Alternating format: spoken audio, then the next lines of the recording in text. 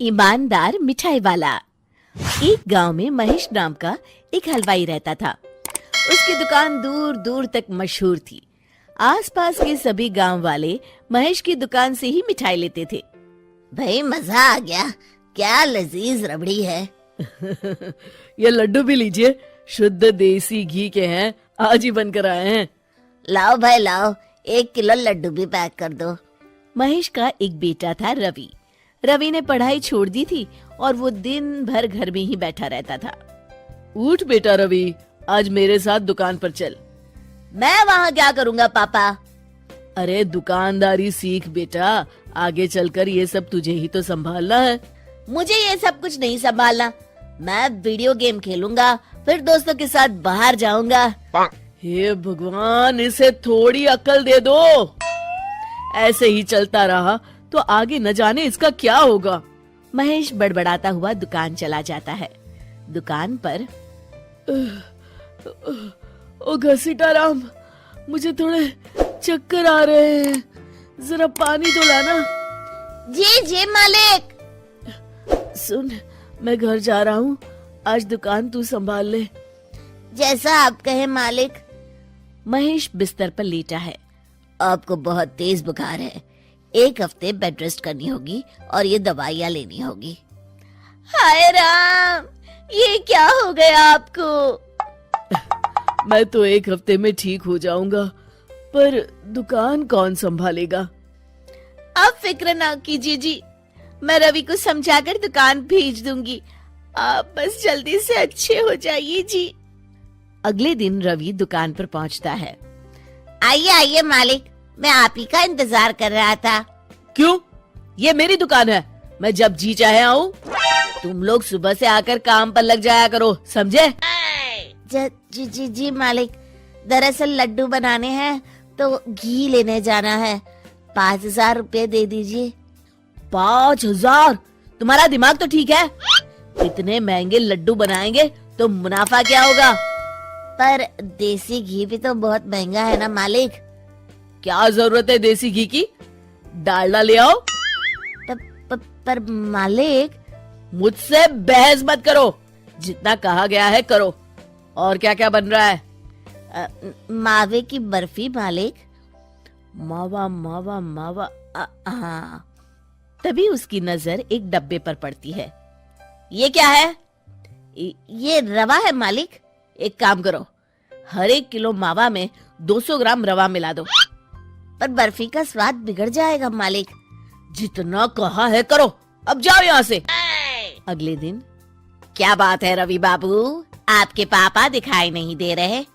अब उनकी तबीयत खराब है। अच्छा भाई अच्छा। बस उन्हें ये बताना था कि वो आज आए नहीं तो उनकी मिठाई बड़ी बेस्वाद लग रही है। लेना है तो लो, वरना चलते बनो। अरे अरे अरे, ये कोई तरीका है ग्राहक से बात करने का? चलो भाई चलो, यहाँ से चलो। अगले दिन। भैया, कल जो मैं लड्डू ले गया था उनका स्वाद बड़ा बेकार लगा। महेश बाबू का नाम सुनकर बड़ी दूर से आया था। 200 रुपये में इससे अच्छा और क्या मिलेगा? सुबह सुबह मनहूस बातें मत करो। कुछ लेना है तो लो, वरना फूटो यहाँ से। रवि के इस व्यवहार के चलते 2-4 दिनों में ही ग्राहकों का आना कम हो जाता है। मैंने तो सोचा था कि कम पूंजी में ज्यादा मुनाफा होगा, पर यहाँ तो घाटा हो रहा है। आखिर चक्कर क्या है? लगता है ये दुकानदारी मेरे बस की नहीं। महेश ठीक होकर दुकान लौटता है तो घसीटाराम उसे सब कुछ बताता है। हे भगवान, इसने तो मेरी सालों की मेहनत पर पानी फेर दिया। अब क्या करेंगे मालिक? कुछ नहीं, सबसे पहले तुम पहले की तरह शुद्ध और अच्छी मिठाइयाँ बनाओ और मुझे गांव के उन सब लोगों के नाम बताओ जिनसे रवि ने बदतमीजी की। रवि, कल सुबह दुकान पर आ जाना, बहुत जरूरी काम है। मुझे नहीं आना, मैंने 1 हफ्ता दुकान संभाल ली है, अब संभालो आप। दुकान तो तूने जैसे तैसे संभाल ली, पर सीखा कुछ नहीं। कल तुझे बहुत जरूरी सीख देनी है। रवि पैर पटकता हुआ बाहर चला जाता है। अगले दिन। ये ले ताजी शुद्ध मिठाइयाँ। मैं इतनी मिठाइयों का क्या करूं? इन्हें उन सब के घर देकर आओ जिनसे तुमने बदतमीजी की, और साथ में माफी भी मांग लेना। अरे पर मैंने तो सिर्फ उन्हें। बेटा, घर आया मेहमान और दुकान पर आया ग्राहक भगवान के समान होता है। अब तू जल्दी जा और कल से कमाल देखना। रवि उन सभी 4-5 लोगों के यहाँ जाकर मिठाई देता है और माफी मांगता है। अगले दिन दुकान पर ग्राहकों की भीड़ लग जाती है। मान गए महेश बाबू, आपने तो आते ही घर तक मिठाई भिजवा दी। बस मेरे बेटे की गुस्ताखी को माफ कर देना भाई, उसमें अब तक बचपना है। हाँ हाँ, आपके लड्डू के बदले हर चीज की माफी है।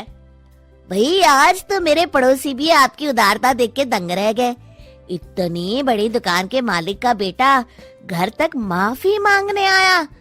भाई रिश्ते निभाना तो कहीं आपसे सीख है। बस आप लोगों की दया है। ताजी रसमलाई आई है, लेंगे आप? हाँ भाई हाँ, 200 ग्राम पैक कर दो। शिक्षा, सफलता पाने के लिए ईमानदार और विनम्र होना बहुत जरूरी है।